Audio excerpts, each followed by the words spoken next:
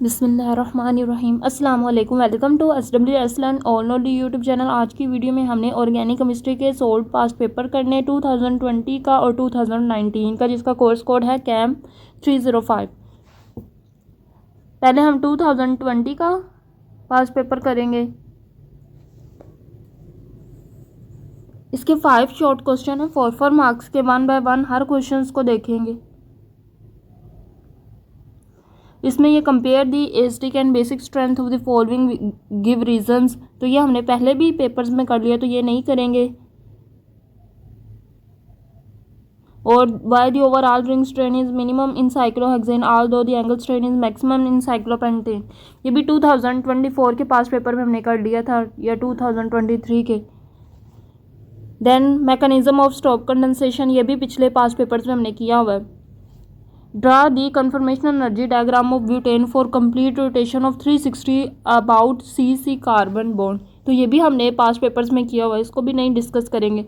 What is Walden inversions, explain with example, ये भी हमने पिछले पास्ट पेपर्स में किया हुआ है, इसको भी नहीं डिस्कस करेंगे। Compare the basic strength of the following compound, तो ये भी हमने पिछले पेपर्स में 2021 के पास्ट पेपर्स में इतनी ज़्यादा हेट्रोसाइक्लिक बेसिस थी, हमने उनको डिस्कस किया था, उन्हीं में से ये है, तो इसको भी हम डिस्कस नहीं करेंगे। बाकी चीज़ें इंशाल्लाह हम डिस्कस करेंगे। Let's start our video. सबसे पहला क्वेश्चन है, write down product and mechanism of the following reaction, तो ये इसका प्रोडक्ट है, इसमें अल्फा बीटा अनसैचुरेटेड कंपाउंड बनेगा। देन इसका मैकेनिज्म है, सबसे पहले कार्बन आयन जनरेट होगा, फिर कार्बन आयन दूसरे कंपाउंड पे अटैक करेगा, दूसरे कंपाउंड पे अटैक करके प्रोटोनेशन होगी, रीअरेंजमेंट होगी, और देन हमारा फाइनल प्रोडक्ट बन जाएगा जब वाटर रिमूव होगा। चौथा है, explain conformational analysis of 2,3 di methyl butane, ये 2,3 डाई मिथाइल ब्यूटेन की आपको डायग्राम नज़र आ रही होगी। देन इसकी कन्फर्मेशनल एनर्जी डायग्राम्स है। पहले फुली इक्लिप्स्ड है, जिसपे मिथाइल ग्रुप के सामने दो मिथाइल ग्रुप के सामने, और हाइड्रोजन के सामने। फिर हमने 60 डिग्री पे रोटेट किया, फिर 60 डिग्री पे रोटेट किया, और इस तरह 6 कन्फर्मेशनल स्ट्रक्चर बने। एक फुली स्टैगर्ड जो है वो हाईली स्टेबल है, और फुली इक्लिप्स जो है वो लीस्ट स्टेबल है।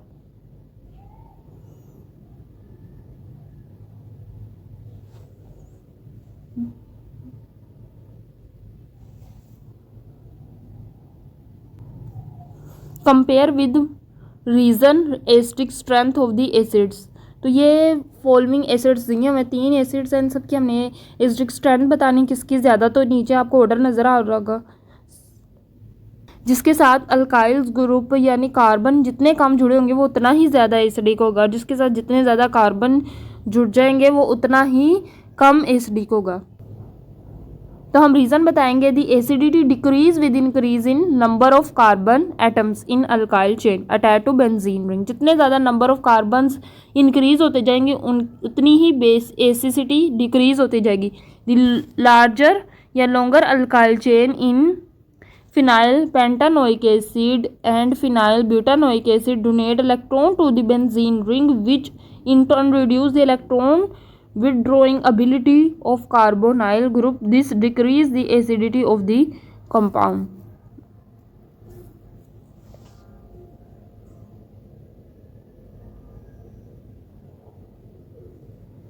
देन लॉन्ग क्वेश्चंस पे हम आगे, Wittig reaction along with mechanism, तो Wittig reaction the aldehyde and ketone react with phosphorus ylide to yield alkenes and tri phenyl phosphine oxide. A yield is a neutral molecules having a negative carbon adjacent to a positive heteroatom. तो aldehyde और ketone phosphorus येलाइड के साथ react करते हैं हमें alkyne देने के लिए, ट्राई फिनाइल फोस्फीन देने के लिए। जो येलाइड होते हैं वो एक विटिंग रिएजेंट होते हैं। विटिंग रिएक्शन की खास बात यह कि इसमें जो रिएजेंट यूज होता है उसको स्पेसिफिक नाम दिया गया है, उसको येलाइड कहते हैं या विटिंग रिएजेंट कहते हैं। आपको एग्जाम्पल में भी नज़र आ रहा होगा, एक कंपाउंड कीटोन है, एक येलाइड मॉलिक्यूल है, देन दोनों का आपस में रिएक्शन होगा, अल्कीन बनेगी और ट्राइफिनाइल फोस्फीन ऑक्साइड बनेगी। आप इसकी प्रिपरेशन भी कर सकते हैं या इसको स्किप भी कर सकते हैं। प्रिपरेशन ऑफ येलाइड विटिंग रिएजेंट को किस तरह प्रिपेयर किया जाता है।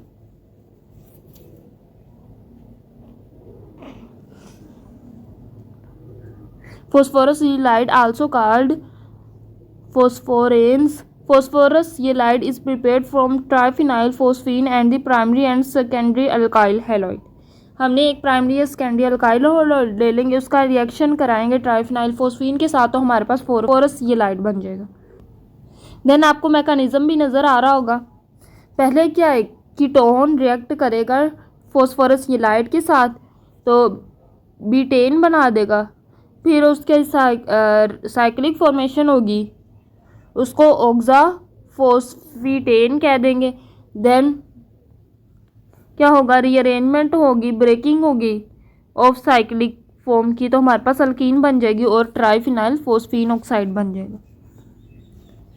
आगे है सिंथेटिक एप्लीकेशन ऑफ विटिंग रिएजेंट। तो अल्कीन सिंथेसिस जैसे जो उसका रिएक्शन होगा मेन, वही आपने उसकी सिंथेटिक एप्लीकेशन में एक रिएक्शन लिख देना और बता देना कि अल्कीन सिंथेसिस करता है। The most significant application is controlled formation of alkene, allowed chemists to introduce desired double bond into a molecule with high specificity. Natural product synthesis. The Wittig reaction is often employed in the total synthesis of natural product like vitamins A and carotenoids. Condition क्या है, an aldehyde or ketone and a phosphonium halide. A strong base like the secondary alkyl halide is used to deprotonate the phosphinium salt and generate halide. Then आपने इसकी condition लिख देनी है कि aldehyde और ketone होना चाहिए और एक फोस्फोनियम हैलाइड होना चाहिए और एक स्ट्रॉन्ग बेस होनी चाहिए, जैसे सेकेंडरी अल्काइल हैलाइड है जो जनरेट करती है हैलाइड को यानी विटिंग रिएजेंट को। अगला लॉन्ग क्वेश्चन है aldol condensation. The aldehyde and ketone possess alpha hydrogen react with a cooled dilute solution of an alkali to form a addition product aldol beta hydroxyaldehyde. The name aldol is given to the product because it contains both aldehyde and alcohol functional group. इसकी condition क्या है, for an aldol condensation to occur a carbonyl compound must possess at least one alpha hydrogen. This reaction occur in the presence of dilute base catalyst like sodium hydroxide. Mechanism क्या है, सबसे पहले nucleophile generate होगा, OH आएगा, alpha hydrogen पे attack करेगा, उसको हटा लेगा, वाटर मॉलिक्यूल रिलीज हो जाएगा और कार्बोनाइन बन जाएगा। अब वो जो न्यूक्लियोफाइल है वो अटैक करेगा सेकेंड एल्डिहाइड ग्रुप पे, उसके ऊपर अटैक करेगा, उसको अपने साथ जोड़ लेगा, कार्बन के ऊपर नेगेटिव चार्ज आ जाएगा, उस नेगेटिव चार्ज को स्टेबल करने के लिए प्रोटोनेशन होगी और इनोल बन जाएगा। देन है synthetic application of Wittig reagent, synthesis of propenol. ठीक है, प्रोपिनॉल की सिंथेसिस भी इससे की जाती है। Use in the manufacturing of pharmaceutical such as alpha beta unsaturated ketone and it is generally use to create plasticizers. Perfumes industry में भी यूज होती है इसका मेन, और कितना इंपॉर्टेंट एप्लीकेशन यही है कि परफ्यूम इंडस्ट्री में यूज होती है। Aldol condensation serve as a key step in the synthesis of various perfume components due to its ability to create fragment molecules with specific structural features. Next हमारा paper है 2019 का, इसमें भी 5 short question है, हर question को 4 marks के हिसाब से करना है। तो इसमें कौन कौन से क्वेश्चंस नहीं हमने करने, why the overall ring strain is minimum in cyclohexane although the angle strain is minimum in cyclopentane, ये भी हम क्वेश्चंस नहीं करेंगे क्योंकि हमने पिछले पेपर्स में कर चुके हैं। Identify the name reaction and give it mechanism, ये भी शायद 2024 या 23 के पास पेपर में कर चुके हैं। Why amides are less basic than alkyl amides and benzoic acid is a stronger acid than cyclohexanoic acid, इसको भी नहीं हम करेंगे। ये कार्बन का भी नहीं करेंगे, ये भी हमने 2024 या 23 के पास पेपर में इसको कर चुके हैं। और ये explain 3 compounds of different classes, explain 3 example of different classes of compound which do not have chiral carbon but show optical isomerism, इसको भी हमने पास पेपर्स में कर चुके हैं, इसको भी डिस्कस नहीं करेंगे। देन गिव जो क्वेश्चन नंबर सी है उसका पार्ट 2 है, compare with reason the basic strength of the following, इसको भी हम नहीं करेंगे। तो इसका जो पहला क्वेश्चन है वो करते हैं, assign E and Z configuration to the following compound. दो कंपाउंड्स दिए गए, हमने बताना है कि ई आइसोमर कौन सा है और जी आइसोमर कौन सा है। तो हमने बता दिया कि ई आइसोमर जो है वो हमारा राइट वाला है और जी आइसोमर हमारा लेफ्ट वाला है। देन हम लोग क्वेश्चन देखेंगे। Draw conformation of both cis trans 1,2 di bromocyclohexane and mention the most stable configuration of the both with reason. पहले कन्फर्मेशन ऑफ सिस देखें, 1,2 डाई ब्रोमोसाइक्लोहेक्सेन। तो इसमें इक्वेटोरियल एक्सियल भी हो सकता है और एक्सियल इक्वेटोरियल भी कंडीशन हो सकती है, दोनों ही स्टेबल कन्फर्मर्स। आगे कन्फर्मर ऑफ ट्रांस 1,2 डाई ब्रोमोसाइक्लोहेक्सेन, तो इसका भी डाई इक्वेटोरियल हो सकता है या डाई एक्सियल हो सकता है और दोनों ही स्टेबल है। देन है the comparison of acidic strength of the following acid in the given below. ये हमें नीचे एसिड दिए गए, हमने बताना कि कौन सा ज़्यादा स्ट्रॉन्ग है, तो आपको नज़र आ रहा होगा।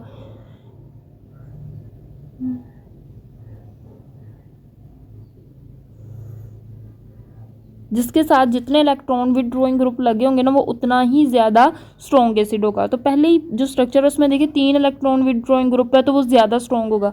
सेकंड वाले पे देखिए 2 इलेक्ट्रॉन विथड्रॉइंग ग्रुप है तो उससे थोड़ा सा कम होगा। थर्ड वाले में देखिए 3 इलेक्ट्रॉन विथड्रॉइंग ग्रुप हैं लेकिन वो नाइट्रो से उनका इफेक्ट कम है इसलिए वो कम एसिडिक है। और देन जो चौथा स्ट्रक्चर है उसमें देखो तो मिथाइल ग्रुप है, इलेक्ट्रॉन डोनेटिंग ग्रुप है, तो वो कभी भी एसिडिक स्ट्रेंथ को इंक्रीज नहीं करेंगे, डिक्रीज करेंगे। तो सबसे कम उसकी होगी जिसके साथ इलेक्ट्रॉन डोनेटिंग ग्रुप होंगे और सबसे ज़्यादा उसकी होगी जिसके साथ जितने ज़्यादा इलेक्ट्रॉन विथड्रॉइंग ग्रुप होंगे।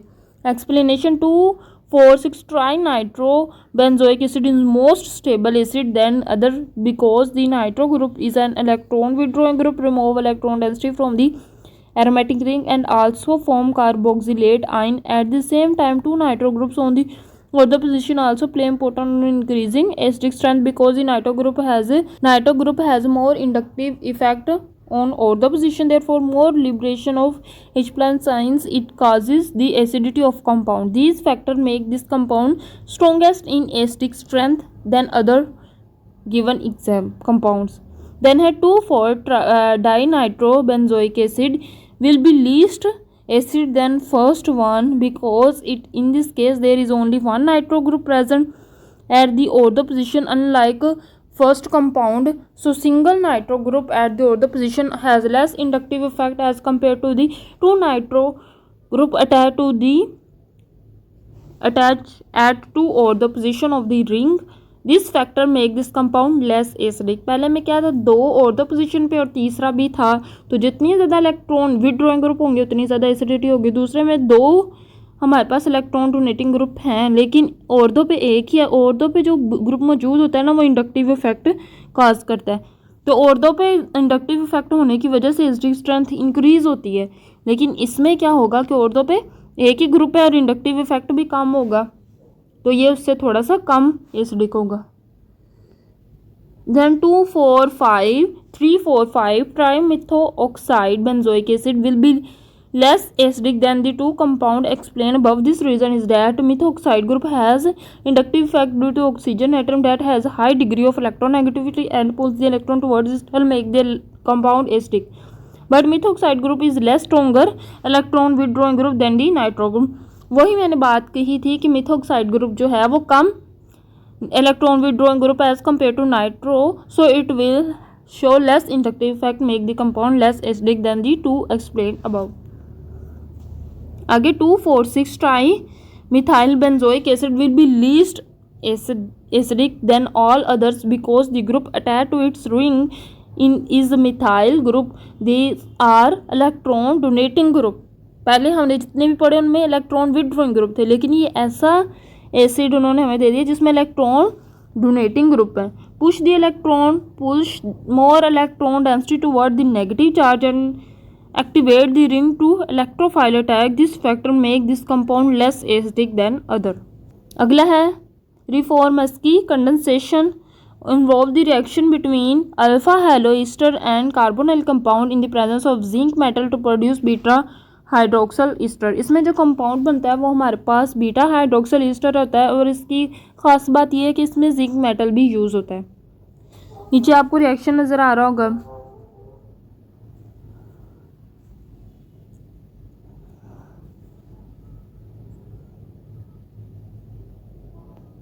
मैकेनिज्म है, पहले जिंक आएगा और अल्फ़ा हेलो ईस्टर पे अटैक करेगा और जिंक एनोलेट बना देगा। देन सेकेंड एल्डिहाइड ग्रुप आएगा, साइक्लिक स्ट्रक्चर फॉर्मेशन होगी, देन एंड प्रोडक्ट बन जाएगा, वाटर रिलीज हो जाएगा। कंडीशन क्या है? Presence of alpha halo carbonyl compound और presence of an activated zinc metal, ये दोनों चीज़ें होंगी तो कंडीशन फुलफिल होगी। आगे है सिंथेटिक एप्लीकेशन। तो synthesis of beta hydroxyl Easter, जो पहला रिएक्शन होगा वही इसकी पहली सिंथेटिक एप्लीकेशन होगी। तो ये नीचे आपको रिएक्शन नज़र आ रहा होगा। Intermolecular reaction, these reaction can be employed in intermolecular fashion, enabling the formation of cyclic compound with a beta hydroxy ester. Excess of alpha beta saturated compound, dehydration of initially formed beta hydroxy ester can provide access to alpha beta saturated carbonyl compound, further expanding synthetic possibilities. मुझे उम्मीद है कि आज की video आपको बहुत पसंद आई होगी। वीडियो अच्छी लगी है तो वीडियो को लाइक कर दें, मेरे चैनल को सब्सक्राइब कर दें। मज़ीद इसी तरह की वीडियोस के लिए दुआ में ज़रूर याद रखिएगा। अल्लाह हाफिज़।